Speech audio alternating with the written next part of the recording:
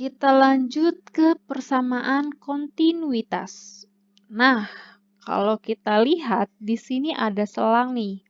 Ya, ada air yang mengalir ke selang, kemudian dikeluarkan dalam bentuk partikel kecil. Nah, ini saya ganti dulu warnanya.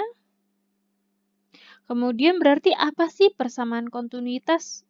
Ya, persamaan kontinuitas adalah persamaan yang menghubungkan kecepatan fluida dalam satu tempat ke tempat yang lain.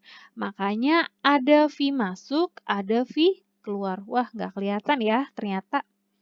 Kita ganti jadi hitam. Di sini ada V1, ada V2. Oke, di mana V1-nya itu berarti kecepatan masuk, kecepatan air masuk. Nah, berarti V2-nya kecepatan air keluar.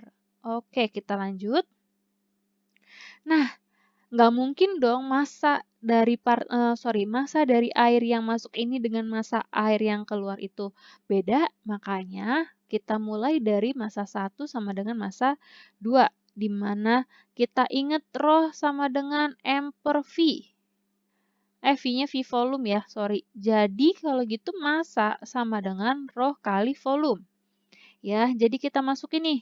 Rho 1 kali V1 sama dengan rho 2 kali V2. Oke. Nah, kira-kira air yang masuk dengan air yang keluar sama atau enggak? Iya, nggak mungkin beda dong ya. Jadi kita coret di sini rohnya. Nah, sisanya V1 sama dengan V2, berarti kita ingat lagi bahwa V itu adalah A kali X. Ya kan? Karena kan volume itu luas dikali tinggi. Nah, berarti kita masukin di sini. A1 kali X1 sama dengan A2 kali X2. Nah, yang kita ingat itu ada apa ya? X, di mana V sama dengan S per T. Ya kan? X itu bisa sama dengan S. Nah, ini nih jaraknya. Berarti kalau gitu kan jarak selangnya juga sama ya yang digunakan. Nah, berarti kita bisa dapat nih. Jadi S sama dengan V kali T. Makanya kita masukin di sini. A1 kali V1 kali T1 sama dengan A2 kali V2 kali T2. Nah, karena waktu yang mengalir dengan waktu yang keluar itu nggak mungkin beda, makanya ini kita coret.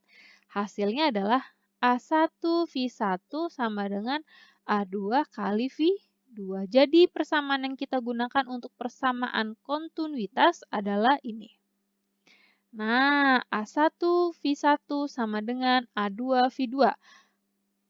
Kalau misalkan A-nya itu PR kuadrat, ya, jadi kita langsung bisa masukin R1 kuadrat kali V1 sama dengan R2 kali V2 kuadrat. Kalau misalkan A-nya kita gunain jadi 1/4 pi D kuadrat, ya, kalau diketahui jari-jari atau diameternya, berarti kita langsung masukin D1 kuadrat kali V1 sama dengan D2 kuadrat kali V2 kuadrat. Nah, kita lanjut. Contoh soal 2. Ya, sebuah pipa dengan luas penampang yang berbeda diletakkan pada posisi mendatar, di mana jari-jari penampang masing-masing ada 1 cm dan 5 cm. Nah, berarti kita anggap nih, yang diketahui adalah R1 sama dengan 1 cm, R2 sama dengan 0,5 cm. Jika kelajuan air yang melalui penampang besar adalah 10 cm per second, apa tuh berarti? Ya, kelajuan air ya, berarti V penampang besar, berarti yang besar 1 atau 0,5? Iya, 1 ya. Nah, 1 itu kan R1 ya, makanya ini kita taruh V1 sama dengan 10 cm per second. Nah, kenapa di sini nggak saya ubah? Karena sini jari-jarinya adalah sentimeter. Kemudian kecepatannya sama-sama sentimeter. Berarti nggak apa-apa kalau nggak kita ubah. Kecuali kalau salah satu jari-jari yang diketahui di sini sentimeter, di sini meter, baru kita ubah. Nah, kita lanjut. Maka tentukan kelajuan air di penampang kecil. Nah, berarti yang dicari adalah V2-nya. Carinya gimana? Nah, boleh langsung pakai yang di atas. Jadi, R1 kuadrat. Nah, boleh, sorry. Kita lanjut ke sini aja.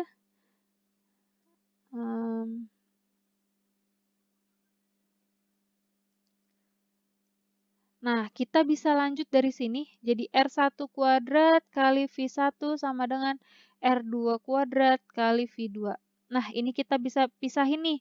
R1 per R2. Nah, dikuadratin kali V1 sama dengan V2. Berarti bisa boleh kayak gini ya. Jadi langsung kita masukin tuh. R1 per R2 dikuadratin dikali V1 sama dengan V2. Kita masukin angkanya 1 per 0,5 dikuadratin kali V1-nya berapa? 10 sama dengan V2. Ini kita mundurin, kita taruh 0, coret-coret jadi 2, ya kan? 2 dikuadratin jadi, 2 kuadrat kali 10 sama dengan V2. Berarti 4 kali 10 sama dengan V2. Atau 40 cm per second sama dengan V2.